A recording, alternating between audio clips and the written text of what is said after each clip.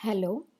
In this video, we will begin discussing the theoretical concepts propounded by Roland Barthes in his book Mythologies.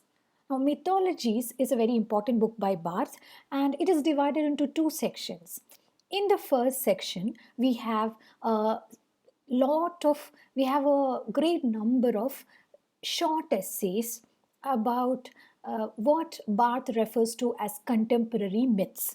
And these include things like the myth of red wine, the myth of the difference between soap powders and detergents, etc. So he looks at contemporary everyday culture and he identifies several examples of contemporary myth making. In the second section, we have a long essay titled Myths Today, in which Barth propounds the theoretical framework behind his analysis of those examples. So, first, he gives us an analysis of the examples, and in the second section, which is the essay Myths Today, it's a long essay. He explains the foundation, the theoretical foundation behind the analysis of those myths. So, it is the essay Myth Today that we are going to look at in this video and the next few videos in this series. So, we begin Barth's discussion of his essay Myth Today. Barth says that myth is a type of speech or language.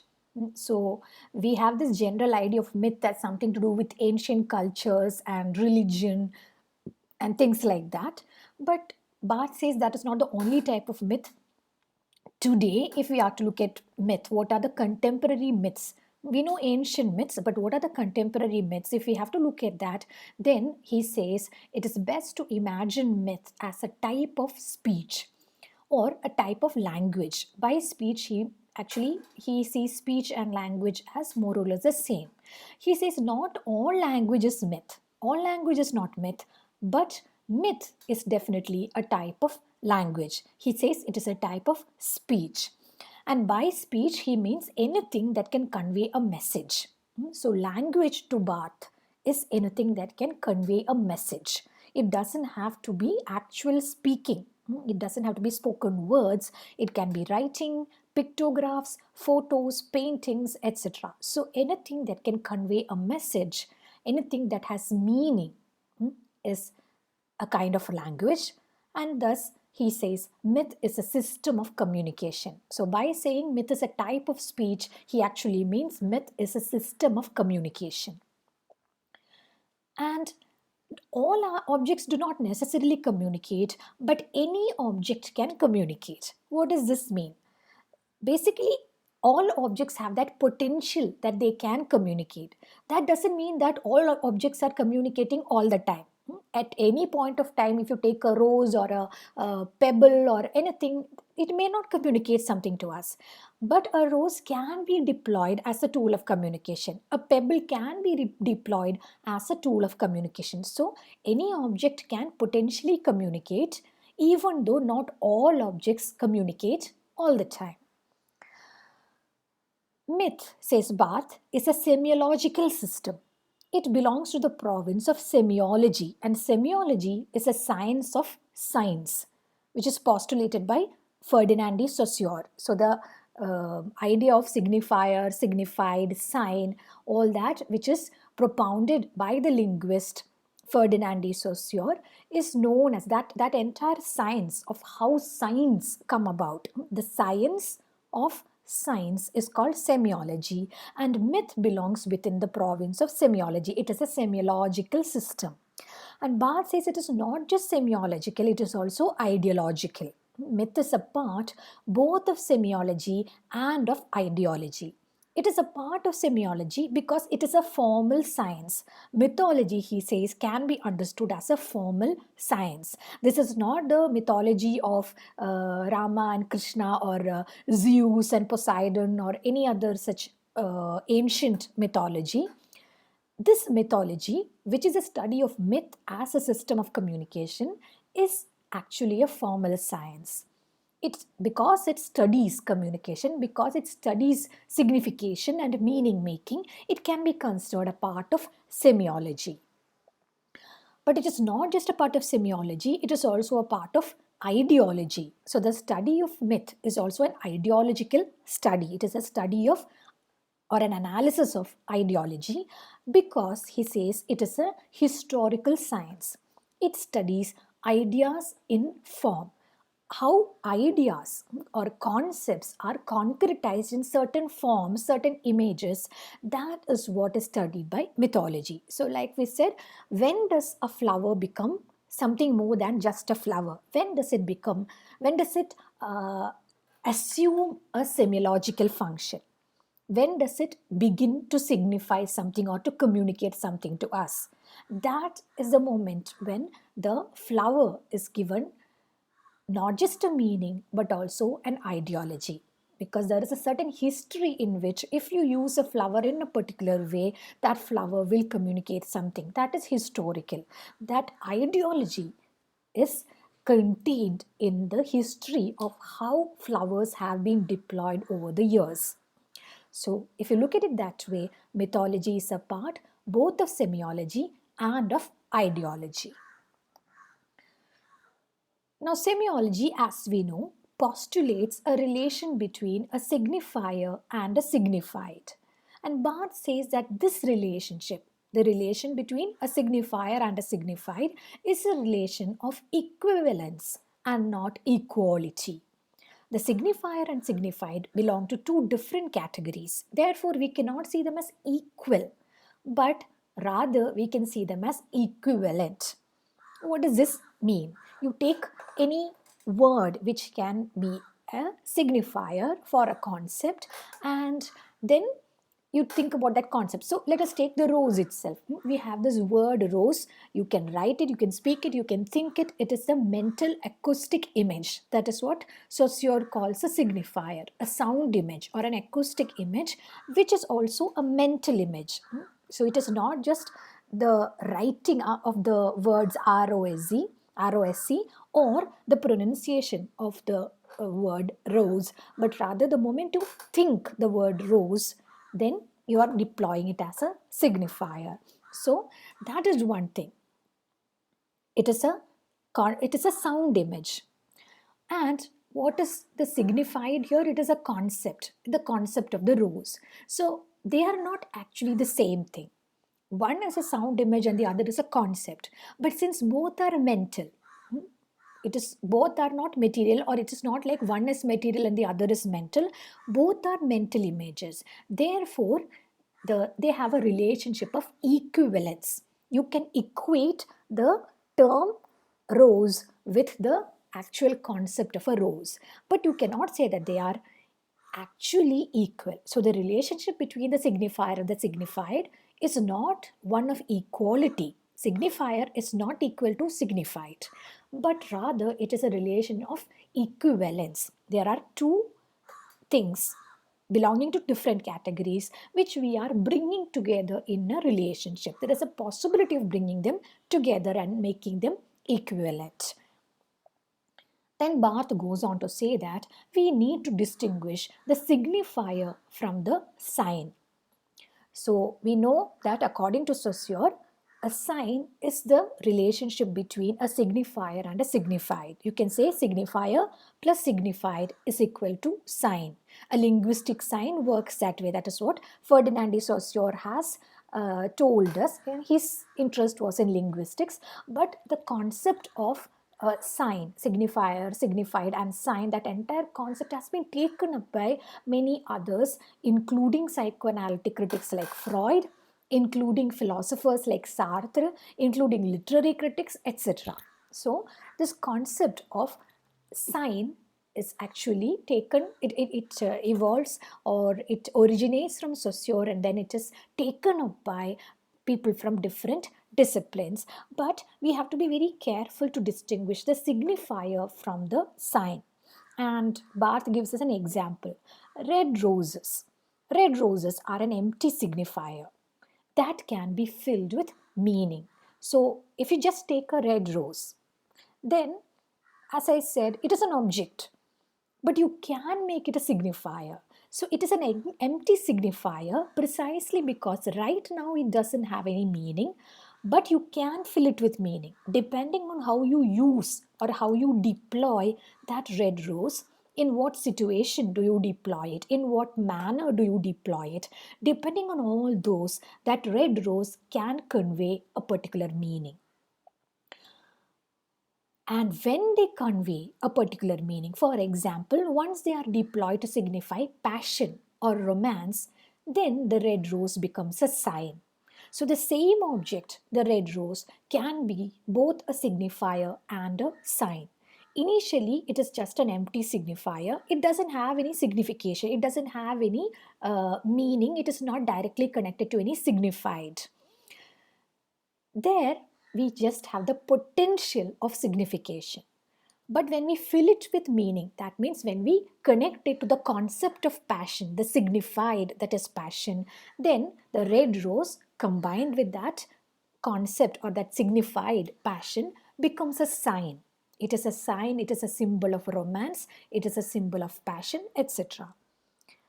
And what we should also keep in mind is that the same signifier, here we are talking about red roses, the same signifier can also be variously deployed to signify different things. So it doesn't mean that the red rose will always signify passion or romance. In a particular situation, it can signify romance, but in a different situation, if you put the red rose in a funeral wreath, it doesn't necessarily mean romance. For example, if you put a red rose in a place of worship, if it is part of a garland that you are submitting to a deity in a place of worship, a good example would be a dargah, like the Ajmer Sharif Dargah, where if you go there, you worship by buying red roses from outside the dargah and submitting it before the peer or before the tomb of the martyr who is in the dargah. Then red roses in a place of worship signify devotion rather than romantic passion. So basically, a red rose as an object is not already signifying anything. It is empty, but it has the potential to be a signifier. Once it is filled with meaning, then it becomes a sign. And you can fill it with any meaning. It doesn't have to be only one kind of meaning. The red rose, when it is, I will give you an example.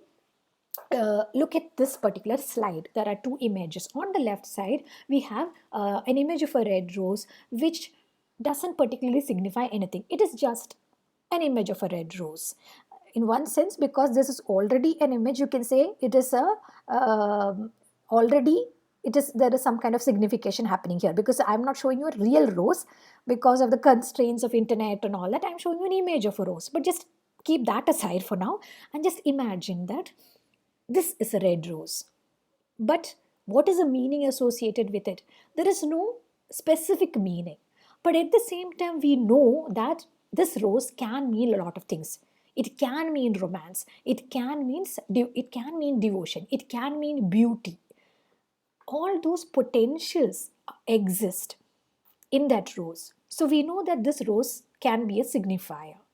But look at the image on the right side. Here we have two silhouettes, two persons. We have somebody who looks like a kneeling man and somebody who looks like a standing woman. And they are clasping hands, and between their hands we can see what looks like the image of a red rose. So it would be very easy for us to read the second image, the image on the right, as a man kneeling in front of a woman and presenting her with a red rose. This would very easily be read as or interpreted as an image signifying passion or romance. So we can very easily imagine that this man is proposing his love to this woman because of the position in which he stands, the history of that position, because of the history of so many men over so many years presenting red roses to the women that they love. We can see who is proposing and who is receiving. That all those we can see from this particular image. But actually that image doesn't really show us any of those things. You can reinterpret the image in a different way. What if he's just kneeling and she is presenting the rose to him? What if the rose fell from her hand and he just knelt down to pick it up and give it back to her? We don't know any of these histories, but just seeing that image, what we immediately get is the sense that is the sense of romance. So the red rose on the left side is an empty signifier, whereas the red rose on the right side quickly becomes deployed as a sign of romance or passion. Now, I will ask you to take a to take a moment here to think about the second image. As I said, it looks as if it is a symbol of romance. It looks as if the man is proposing to the woman. But is it actually so? We do not know. We assume it is because of the history of certain images. We have seen so many images. So, therefore, the second image is laden with ideology.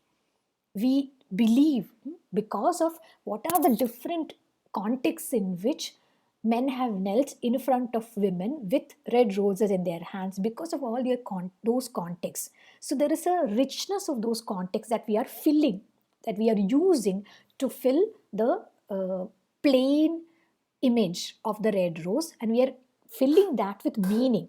And what is this meaning? The meaning is not something that is absolutely arbitrary, but rather something that has been sedimented through history. And by filling it with all those meanings and showing the second image, we are creating an image of romance. Now, if you look at it a bit more carefully, you realize that the second image is not just a sign, it can also be considered a myth. How does this happen? Because this second image can itself considered a signifier for something else. Now, this is a very important point that Barth makes. A signifier and a signified combine together to form a sign. But when you have a sign which already exists, that sign already has certain meanings, right? You take that sign and then you redeploy it in a different context. Using some of the meanings associated with that sign, you redeploy it as another signifier, as a signifier for something greater. That is the beginning of how a myth is created. And in this second image, you can see, if you think about it, if you analyze it carefully, ideologically, you can see there are many myths here. There is the myth of heterosexual romance, that how do we know that the person kneeling is actually a man and not a woman? How do we know that the other one is a woman? We are associating certain bodily characteristics with those images and saying that it is a man kneeling in front of a woman. What if the person who is kneeling is also a woman? What if it is two women? We don't think about that because we are conditioned by the ideology of heteronormativity to think that it is a man kneeling in front of a woman.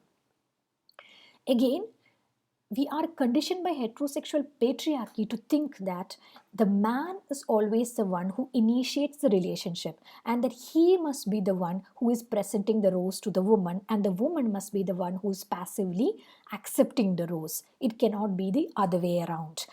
That is again a product of patriarchal ideology. So if we analyze the second image more and more carefully, we will see that actually it is not a plain image, it is not a plain sign, but rather it is a myth that is produced by several different ideologies.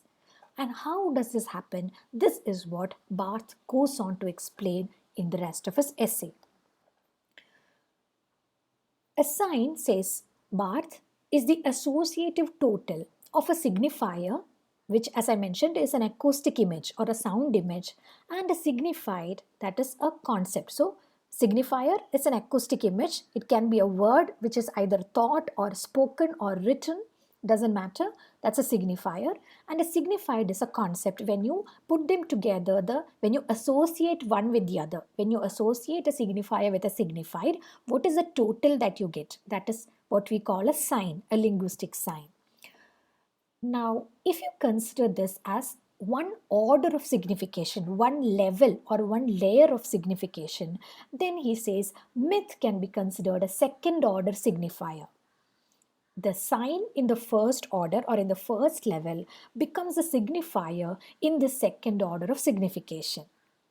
And he has very helpfully given us a kind of graph here. So you can see two different rectangles here, two overlapping rectangles, which signify, which show us these two different levels of signification.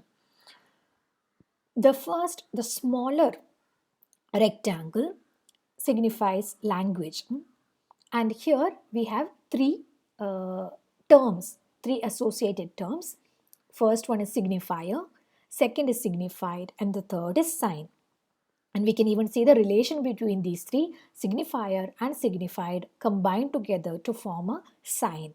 This is how signification works at the level of language. This is the first order of signification. After that, we can see a larger rectangle, which is the second order of signification, which he calls the level of myth, the layer that we call mythical signification. Here, the sign that was produced by the combination of signifier and signified now becomes a new signifier for something else.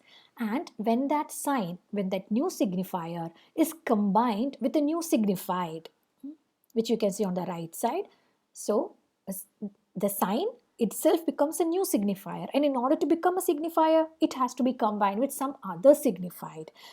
Then that results in a new kind of sign. And this larger symbol, the second order of signification, the second, where you can see that all the signifier, signified, and sign are all given in capital letters. This larger rectangle, this level, this second order is what he calls myth. This is how myth works. This might look very formulaic or algebraic, don't worry about that, but this hopefully makes the idea very clearer. First, at the linguistic level, there is a signifier and a signified that combine together to form a sign.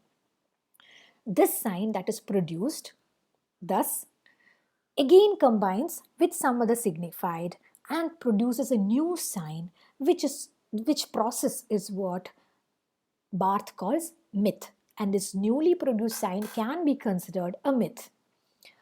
Now Barth mentions one or two examples for this. One is an example of Latin grammar, and we will not go into that in any great detail, but we will go into more detail about the more famous example that he mentions. This is a very important, very famous political example.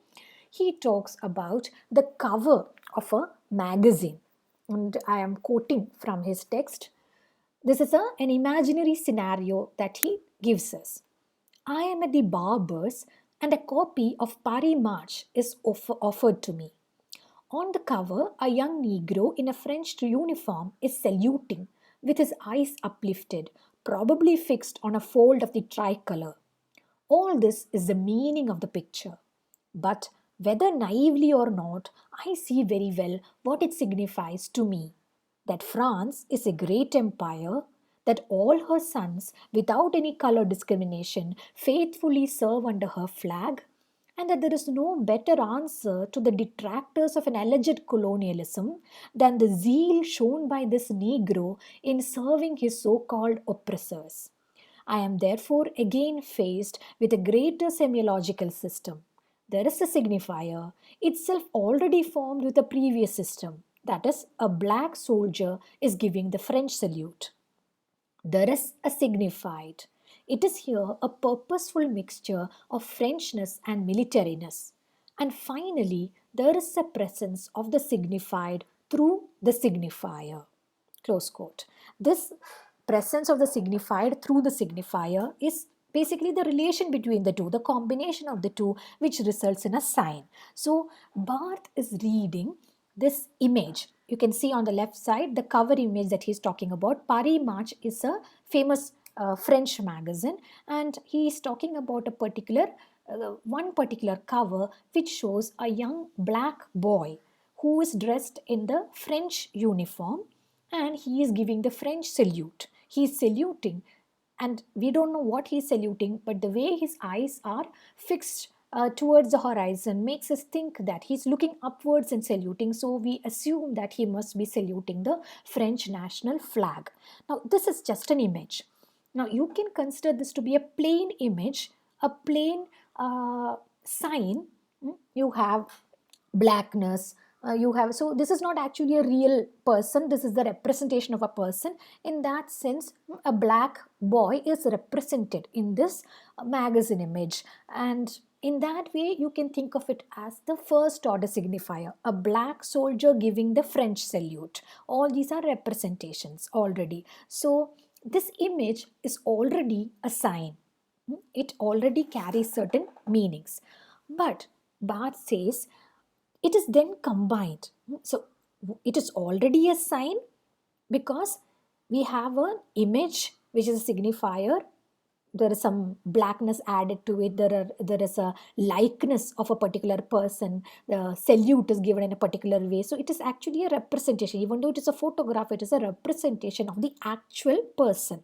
So it is a signifier that has combined with the signified, the concept of the actual person who is giving the salute, the black person who is giving the salute.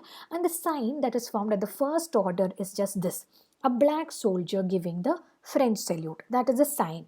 But this sign is now taken again and it is redeployed like this to produce a myth. And we said that in the second order, this sign performs as a signifier, which means it has to be combined with a signified. What is the signified in this idea? It is the mixture of Frenchness and militariness. So we are assuming, because of his uniform and because of his salute, we are assuming that this person is a French soldier. So that assumption is the concept. That assumption is the signified that we are adding to the signifier. And then when we combine this image with that signifier, then we get a new myth. What is that myth? It is the myth of the greatness of the French Empire in the face of criticisms against colonialism. Because this black man might be a citizen from a place like Algeria or Morocco, which is which populated by blacks, which is actually part of Africa, or Senegal or some such place, which are actually populated by blacks but which are colonized by France. So this is a colonial subject of the French Empire, who is probably extremely oppressed and discriminated by the French Empire. This person must have faced a lot of racism, racial discrimination, and oppression and marginalization from the French Empire. But still, when you show even that kind of a person is saluting the French flag, then it creates an impression that actually this person is full of patriotism towards France. This person acknowledges France as his country. Despite all the allegations of discrimination, this person does not see France as alien. He sees France as his own country. And therefore, all the people who argue against colonialism and say that colonialism is wrong because you are discriminating against such people, all those people can be sidelined by saying, look, there is a black man happily saluting the French flag. That means he doesn't have any problem with colonialism. Then why are you criticizing colonialism? This entire set of ideas is what is encapsulated in the myth of this particular image. So at the first level, we just have an image of the black man, black boy saluting the French flag, and that itself is a sign because it is a representation of an actual event, or of a concept of a black person saluting the French flag. It is a sign, and that sign is now redeployed along with this signification, along with the signified, that is a mixture of Frenchness, imperialism, militariness, all those things, and we get a new signified, which is the myth of the greatness of the French Empire and the the lack of necessity of a critique of colonialism. It is saying that colonialism is actually not a problem because look, this man, this black man who's a colonial subject is actually happy to salute the French flag. This is how myths work. And Barth goes on to explain this by saying that if the first order is what we call language, then myth can be called a meta language, because myth is at the second order. We can call it a second language in which one speaks about language. What is happening at the level of language when we use another language to speak about it? That second language is myth. Thus, myth is a meta language. Now, Barth goes on to say something interesting. We said there are two orders of signification. The first is at the level of language, or here we have an image that is basically a black man in French military dress saluting the French flag. Now, at this level, there is no ambiguity. You have represented a black man, you have given him black color and all that. You have, whether it is a photo or whatever, the dress that he is wearing is very clearly, somebody who knows the French military dress can easily see that this is a French military uniform. And the salute, again, if you know how the French salute is, then you will be easily able to see that this is a black man in French military dress saluting the French flag. Now, in the second order, at the level of myth, we said that this image signifies the myth of French nationalism, which is affirmed and legitimized by the salute of the black man who is its colonial subject. This is the myth, this is the sign at the second order of signification. And at this level, actually, ambiguity is possible.